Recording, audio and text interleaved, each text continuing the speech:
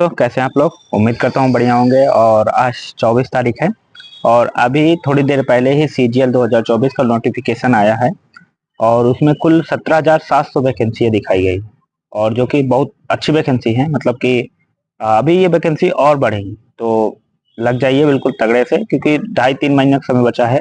और उन्होंने इसके साथ ही मतलब कि मेंस का भी डेट दे दिया है कि दिसंबर में हम मेंस कराएंगे।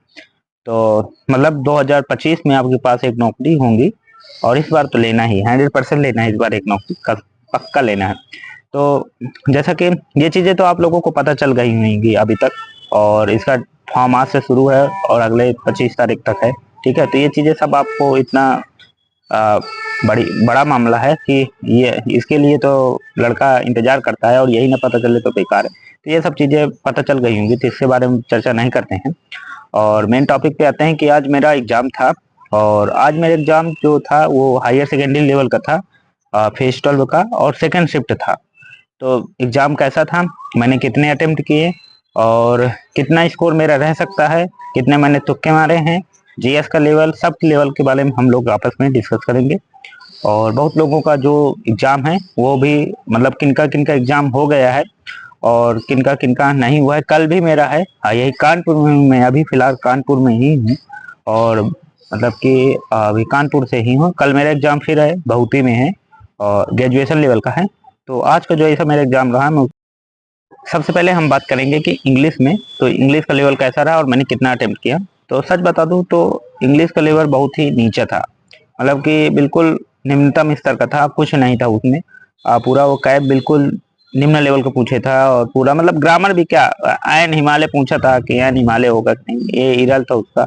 और हाँ, एक क्वेश्चन था मतलब कि PQRS था, उसमें कई ऑप्शन थे, उसको तोड़ दिया था बिल्कुल। कई 8 ऑप्शन थे, हमको लगता है HIJ तक था और 10 ऑप्शन, 10 तक मिला रहा। तो उसको आप ऐसे नहीं मिला सकते। तो अगर उसको आप ऑप्शन से करते तो आप सीधे कर देते कि ऑप्शन से मिला के कर देते, तो आप तुरंत कर देते कि मतलब उसका अर्थ आपको पता चल जाता। इसके बाद इंग्लिश का कोई नहीं था, ब्रेक अलेक था। ब्रेक अलेक मैंने बताया था 2-3 वीडियो में, 2-3 पहले वीडियो पहले में, कि जब एग्जाम शुरू हो रहा था तो सब स्टूडेंट को मैंने विश किया था ब्रेक अलेक, और आज मेरे पेपर में ब्रेक अलेक आ गया। तो ठीक है, तो ब्रेक अलेक इडियम्स था। और इसके बाद बहुत ही मतलब जो वैरायटी का वो था कि कौन सा सही नहीं है, मतलब वैरायटी का सही मीनिंग चुनिए, बहुत ही निम्न स्तर था। जो क्लोज स्टेट था उसका भी बहुत ही निम्न स्तर था। उसे समझ लो कि यही तैयारी संबंधित था, परसिवरेंस से, मतलब आपकी तैयारी डेडिकेशन संबंधित था। तो बहुत ही इजी था। मेन जो था वो था इंग्लिश का पैसेज। इंग्लिश का पैसेज ऐसा था ना कि मतलब मान लो कि इंग्लिश का पैसेज बहुत बड़ा पैसेज था और टाइम टेकिंग था। बाकी इंग्लिश अगर इजी थी तो वहीं वहीं, मतलब बाकी इंग्लिश अगर 5 मिनट ले रही तो इंग्लिश का पैसेज 5 से 6 मिनट अकेले ले रहा है। तो बहुत बड़ा पैसेज था और थोड़ा सा वो हंगर इंडेक्स पर था भारत के। तो थोड़ा सा समझने वाला टॉपिक भी था, क्योंकि उसमें थोड़ा सा ऐसा कहानी टाइप का नहीं था, समझने वाला था और थोड़ा सा बड़ा था, तो टाइम टेकिंग था। तो इंग्लिश का ये हाल था। तो इंग्लिश में मैंने पूरे अटेम्प्ट किए हैं, जहाँ तक मेरे 2 से 3 गलत हो गए, क्योंकि हंगर डिस्टेंस वाला मेरा एक शायद मैंने गलत ही मार दिया और 1-2 मैं ऐसे मान के चलता हूँ कि गलत होंगे। तो 2 से 3 क्वेश्चन मेरे इंग्लिश में गलत हो सकते हैं। बाकी इंग्लिश का लेवल कुछ नहीं था, बहुत ईजी था, 50-50 लाए जा सकते हैं। ठीक है, इसके बाद आते हैं मैथ में। तो मैथ भी सेम थी, मैथ में नहीं थे 2-3 सवाल, हाँ 2-3 सवाल अच्छे थे, कैलकुलेटिव लेवल का था। रेस से सवाल था, सर्कट से, तो इजी था, 195 तो उसका आंसर था और बहुत लोगों को पता होगा। ठीक है, तो रेस का सवाल एक ही क्वेश्चन था, इजी था। इंस्टॉलमेंट से कोई सवाल नहीं था, सीधे SI पूछे था, 9 साल का ऐसे, मतलब कुछ 9 30 था, तो 9 30 27 9 साल का पूछे था कुछ। और और बाकी जो मैथ है बिल्कुल पूछे था, इजी पूछे था। x+1/x बराबर -5/7 होगा, तो उसका पूछा था, तो वो 6310 होगा। ठीक है, 6310 में से 343, उसका तो आंसर भी कटा हुआ है। और एक वो पूछे था आय से संबंधित कि 72,500 आय है, 22,200 उसका वे है, तो उसका एक्सपेंडिचर इतना बढ़ा दें, आय इतना बढ़ा दें, तो उसका 29 पॉइंट कुछ होगा। ठीक है, तो ये सब मैंने हल किया। तो इंग्लिश मैथ का लेवल कुछ नहीं था, लेकिन मेरा क्वेश्चन 2 छूटा है और वो छूटा इस वजह से है क्योंकि इंग्लिश में मेरा समय थोड़ा सा ज्यादा लग गया पैसेज में। तो इस चक्कर में मेरे 2 क्वेश्चन, मेरा एक पाई चार्ट वाला छूट गया है, क्योंकि पाई चार्ट पूरा निकालना पड़ता है, जिसमें 1 पॉइंट 1 पॉइंट कुछ करके आंसर था। और शायद मैं अगर दोबारा उस पर जाता और मुझे 1 मिनट का भी समय मिलता तो वह मैं कर देता, लेकिन उसमें इतना समय लग गया कि उसके चक्कर में मैं नहीं कर पाया। बाकी मैथ का लेवल कुछ नहीं था, बिल्कुल सिंपल था। अर्धवृत्त से संबंधित, अर्धगोला से संबंधित था। उसका अंदर बाहर दोनों था, तो उसका पूरा गोलक निकाल के आपको कर देना चाहिए था। 277 पॉइंट कुछ आंसर था उसका, ठीक है। और ऐसे ही मतलब कि बहुत ही अच्छा लेवल का था एग्जाम। कोई ऐसा मतलब बिल्कुल टफ नहीं था कि आप नहीं कर पाएंगे और फंसा रहा है। तो इसके बाद आते हैं हमारा, अब आते हैं रीजनिंग। तो रीजनिंग भी इजी थी। देखो 3 क्वेश्चन था, आपका इक्वेशन टाइप था, ब्लड रिलेशन से 3 क्वेश्चन। इसके बाद कथन और निष्कर्ष वाले थे, वो भी 3 क्वेश्चन थे, ठीक है। इसके बाद अकोडिंग डिकोडिंग के जो क्वेश्चन थे वो घुमाए थे।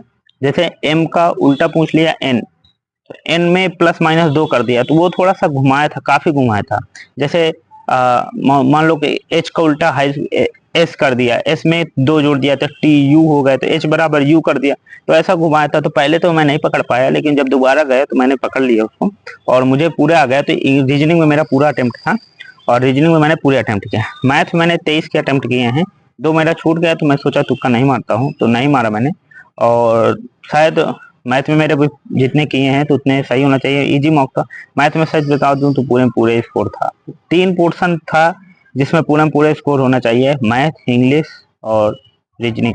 रीजनिंग में मेरे जहां तक पूरा स्कोर होगा, मैथ में मेरा स्कोर 45 अराउंड होगा और इंग्लिश में मेरा स्कोर 42 अराउंड होगा। अब आते हैं जीएस में, कि जीएस का स्कोर है। तो सच बता दूं तो जीएस में 12 से 13 क्वेश्चन डुएबल थे, इतना आप आराम से कर सकते थे। बिल्कुल नीचक पूछा था, पल्लव की राजधानी पूछा था।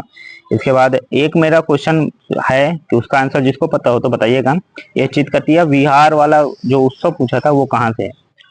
विहार देख के मैं बिहार मारा है, मुझे पता था, वहीं पता था कि गलत होगा, लेकिन मैंने मार दिया, खेल दिया। तो ठीक है, उस कहाँ से था वो जरूर बताइएगा। और तो करंट से केवल एक क्वेश्चन था, 2022 से संबंधित था, तो और कुछ उसमें था नहीं। और जीएस मतलब सरल थी। पल्लव वंश का शासक, पल्लव वंश की राजधानी पूछा था कांचीपुरम। इसके बाद प्रतिहार वंश का संस्थापक पूछा था नागभट्ट प्रथम।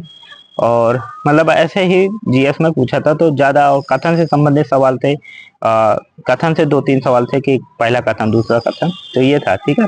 तो जीएस लेवल भी मतलब कि कोई टफ नहीं था। तो मेरा जो अटेम्प्ट रहा है वो मेरा अटेम्प्ट लगभग रहा है कि समझ लीजिए कि 91 से 92 अटेम्प्ट रहा है मेरा। और मैंने जीएस में 4-5 तुक्के भी मारे हैं। और मैंने इंग्लिश बता दूं तो ऐसे ही है। तो ये मेरा अटेम्प्ट रहा है। तो ऐसा नहीं है कि 92 पूरे सही होंगे। देखो 2-3 मेरे इंग्लिश में गलत हो सकते हैं और 4-5 तुक्के मैथ जीएस में मारे हैं, तो 6-7 गलत मान लो, तो ऐसे कुल मिला के 10-11 गलत हो ही जाएंगे। तो समझ लो कि वही स्कोर रहेगा मेरा, समझ सकते हैं आप। स्कोर तो अभी कुछ दिन बाद खुद आंसर किया जाएगी। तो ये ओवरऑल ये रहा है कि ये फेस 12 का था, आज की सेकंड शिफ्ट का, 24 तारीख का। और कल मेरा एग्जाम है ग्रेजुएशन लेवल का। और अपना भी बताइएगा, कुछ जीएस के क्वेश्चन आपको पता हो तो जरूर कमेंट में बताइएगा, ताकि आपस में हम लोग आपस में मदद करके कुछ पता कर लग सकें, ठीक है। तो कल मैं एग्जाम दे के आऊँगा और फिर कल इसका रिव्यू डालूंगा कल वाले का। तो जैसा मेरा एग्जाम जाएगा, ग्रेजुएशन लेवल का है कल, थर्ड शिफ्ट का है, और जिसका थर्ड शिफ्ट का है जरूर बताइएगा कमेंट में, ठीक है। और सीजल की वैकेंसी आ गई हैं और जाइए तैयारी करिए, ठीक है। Bye, best of luck.